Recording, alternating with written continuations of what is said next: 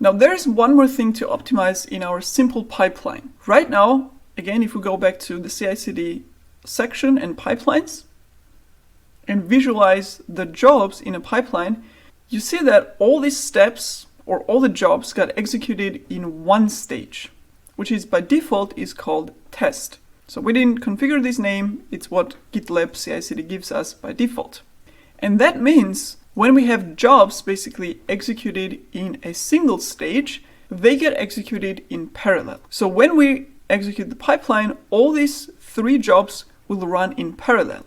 However, that's not what we want, because of course when we run the pipeline, we want to run them in a certain order and basically have the stages that the pipeline goes through. So we want to build the image only after the tests have run. And we want to push the image only after we've built the image, because then otherwise we have nothing to push. So these jobs shouldn't run in parallel, they should run in order. Run test, then build image, and then push image. And if we had a deploy job here, then we would want the deploy to run after we've pushed the image to the repository. So now it has a new image that it can fetch from the repository to deploy it to the server.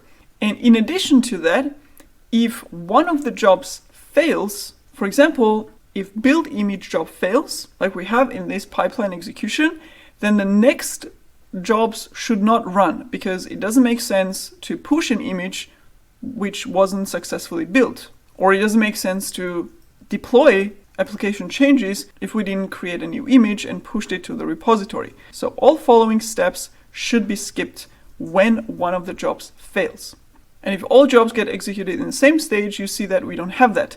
Build image failed, however, push image still got executed.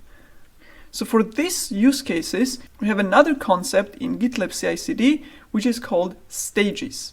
And usually with most of the application pipelines, we will be working with those stages. And with stages, we can also logically group multiple jobs that belong together. For example, if we are running multiple tests for the application, we can have a test stage that runs the unit tests and functional tests, for example. Or if we have multiple jobs that are involved in building the image, we can also group them in one stage. So let's reconfigure our pipeline to include the stages and see all of that in action. Again, we're going to go to editor directly and adjust our pipeline right here. So how do we create stages? First of all, super simple. We have an attribute called stages. And under that, we have again a list, which is expressed using dash, and we can list any stages that we want to add to this pipeline. And the names of the stages are completely up to us. So I'm going to call the first stage test. Then we're going to have another stage, and let's call it build. And let's have a deploy stage as well. So this will create the stages with those names. Now, as a next step, we want to group the jobs under those stages that we defined. So basically, we want each job to belong to a certain stage. And now let's say we are executing 2 types of tests for our application. Let's say we have unit tests. So we have a job called run unit tests.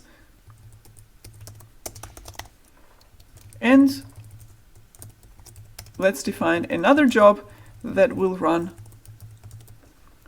lint tests to check that the syntax of the code is correct, and so on. So we have these 2 jobs that both run tests, and we don't care if they run in parallel, they shouldn't be executed in any order, those 2 jobs, and we want to group them under the stage of test. How can we do that? Super simple. We just add a stage attribute here, and the value will be one of the stages that we defined here. And the same attribute will be added right here. And now we have 2 test jobs that belong to the test stage. Now we have the build image and push image, and let's say they both actually belong to the build stage. They're both part of the logic of building the application.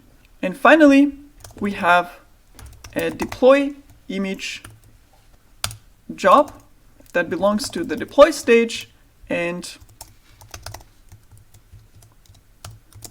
simply executes an echo statement, deploying Docker or new Docker image to dev server. And let's commit those changes. First of all, you see again the GitLab CI configuration is being validated. So the configuration and the attributes and everything are valid. And now, again, automatically GitLab will execute the pipeline based on those changes. And we can view the pipeline directly here, or again, go to pipelines.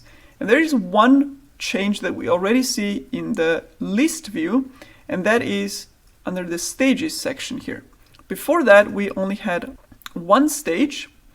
Now we have 3, and for each stage, we can also see the status of that stage.